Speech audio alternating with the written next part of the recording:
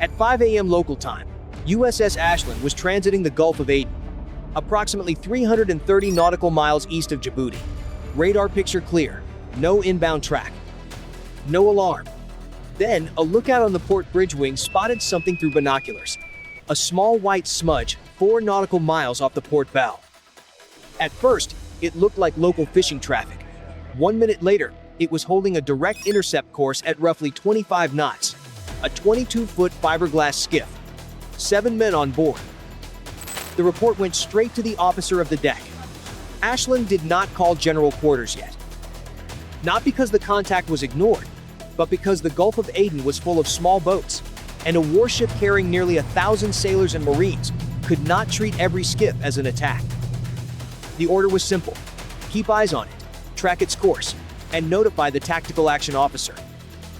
Then, the geometry stopped looking normal.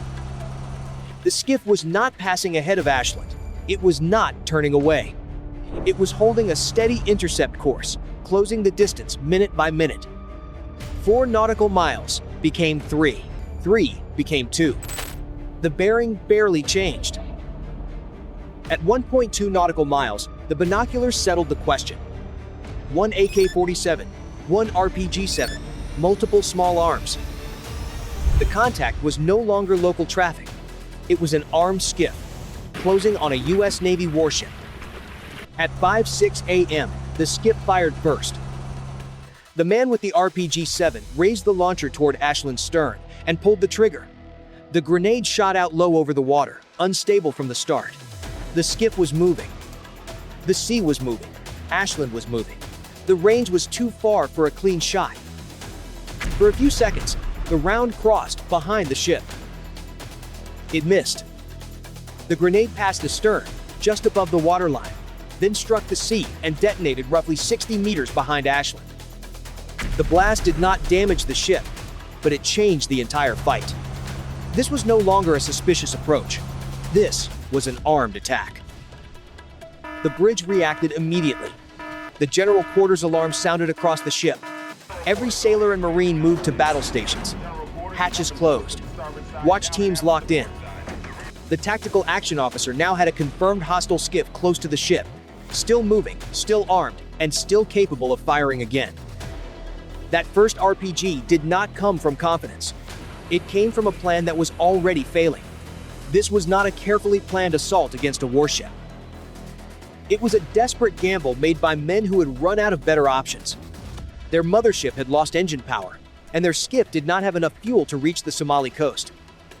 The first large vessel they saw in the morning light became the only possible solution to a problem they could no longer outrun. But the silhouette they chose was not a merchant vessel. It was USS Ashland. The skiff had fired once. Ashland would not wait for a second shot. As the skiff crossed along Ashland's beam, the starboard side Mk-38 gun mount, 30 feet above the waterline, began to turn.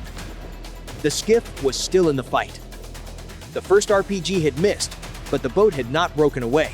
It kept running along Ashland's side, low on the water, engines screaming, bow slapping through the chop. The men on board were no longer hiding what they were. Weapons were visible. One shot had already gone out, and a second one could come from closer range. The bridge had seconds to shut it down. The Mk-38's camera locked onto the skiff and followed it across the waterline.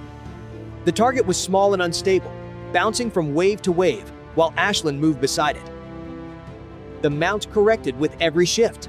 The ship's roll, the skiff's speed, the closing angle, the broken rhythm of the sea. The skiff's helmsman held course. That was the danger. He was not fleeing. He was keeping the boat close enough for another attempt. The RPG gunner was still on board, and the rifles were still visible. The skiff only needed a few more seconds to turn one missed shot into a second launch. Ashland did not give it those seconds. The laser rangefinder returned the distance, roughly 220 meters. Close enough that a second RPG shot could be far more dangerous. The Mk-38 reticle slid along the skiff, corrected forward, then settled near the stern quarter, where the outboard motor, fuel cans, and movement of the attack were all concentrated. The aim point mattered. Ashland was not trying to trade fire with 7 men in a skiff. It was trying to stop the platform that allowed the attack to continue. The outboard motor gave the boat speed. The fuel kept it alive. The stern quarter was where the skiff's mobility, range, and next shot all came together. If that section failed, the pirates lost the only thing keeping them dangerous: movement. A rifle in the water is one problem. A skiff, still maneuvering with an RPG on board, is a different one. The operator fired a controlled burst. The 25mm rounds crossed the gap almost instantly and hit the rear section of the skiff, near the engine and fuel area. The fiberglass hull split under the impacts. The skiff kicked sideways but kept moving for another second, carried by speed and momentum. Then fire broke out near the stern. The helmsman lost control. The skiff swung hard off its line beside Ashland. One man went over the side. The others scrambled away from the rear of the boat as flames spread around the engine and fuel cans. The Mk-38 stayed on target. Ashland could not assume the threat was finished just because the skiff was burning. A damaged boat with armed men on board could still produce one last shot. The mount tracked the hull, ready to fire again if anyone tried to raise a weapon.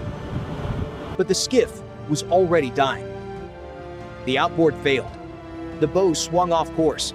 Smoke rose from the stern and trailed low across the water. The attack had lost speed, direction, and control in the same few seconds. Then the remaining fuel ignited. The rear of the skiff flashed, and the hull broke apart across the surface. Burning fragments scattered behind it. What had been an armed boat closing on a U.S. Navy warship was now debris, smoke, and men in the water. But Ashland could not treat the water as safe just because the skiff had stopped moving. The boat was burning close to the ship. Fuel was spreading across the surface, and pieces of fiberglass were drifting around the men in the water. 6 survivors were now scattered near the wreckage, but the scene was still hostile because the attack had only ended seconds earlier. There could still be loose weapons in the debris, ammunition cooking off inside the remains of the skiff, or another small boat using the smoke as cover.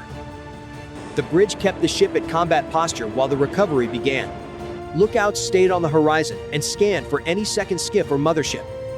Weapons crews held their sectors instead of standing down. The Mk-38 remained pointed toward the wreckage, not firing, but ready in case anyone tried to bring a weapon back into the fight. 2 rigid-hull inflatable boats were lowered from Ashland's side and pushed away from the ship. Marines from the embarked force were already inside the boats with rifles ready. They were not approaching the men in the water like ordinary survivors after an accident. They were approaching armed attackers who had just fired an RPG at a U.S. Navy warship. The first RHIB moved toward the nearest survivor, while the second RHIB stayed wider to cover the rest of the debris field. This spacing gave the Marines 2 things at once. One boat could recover the men, while the other watched the surrounding water for movement, weapons, or another threat. The orders came across the water in short, direct commands. Show your hands. Do not swim toward the boat. Do not dive. The nearest man raised his hands above the surface. A Marine kept his rifle trained, while another leaned forward and pulled him toward the side of the RHIB. Before the man was fully brought aboard, the Marines watched his hands and checked the water around him. Once he was inside the boat, he was searched, forced into a controlled position, and kept separated from the crew. Then the RHIB moved to the next survivor and repeated the same process.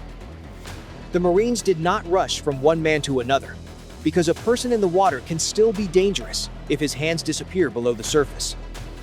A weapon, magazine, or grenade could be hidden under fuel-stained water or caught in floating wreckage. Every recovery followed the same order. Hands visible first, approach second, pull aboard third, search immediately, then move to the next man. One survivor tried to move toward the RHIB before being cleared to approach. The Marines stopped him with a direct command and ordered him to stay where he was. He raised his hands. The boat changed angle, and only then did the RHIB close the distance. Another man appeared injured and had to be pulled aboard quickly, but the procedure did not change. Even when the recovery had to move faster, control still came first.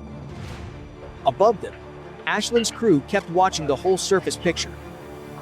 The bridge needed to know how many men were in the water, how many had been recovered, whether the burning wreckage was drifting toward the ship, and whether any new contact was appearing beyond the smoke. Each pickup was reported back as the count changed. 1 recovered, 2 recovered, 3 recovered. The RHIBs worked through the debris field until the last survivor was brought under control. When the recovery was complete, the RHIBs turned back toward Ashland, with the survivors under armed guard. Sailors and Marines controlled the transfer point on deck. Each man was brought aboard, searched again, separated from the others, and moved under guard.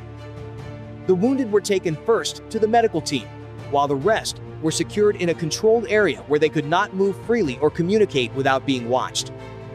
Only after the survivors were aboard, the wreckage was drifting clear, and no additional contacts were closing did the scene begin to settle. The firefight had ended quickly, but the recovery showed how Ashland's response worked as a system. The ship identified the threat, stopped the attack, secured the water, recovered the survivors, treated the wounded, and kept weapons ready until the bridge was sure the first skiff was not part of a larger move. If you enjoyed this breakdown, hit like and subscribe for more stories where one bad calculation changes everything. Military calculus. Understand the tech that writes history. Goodbye.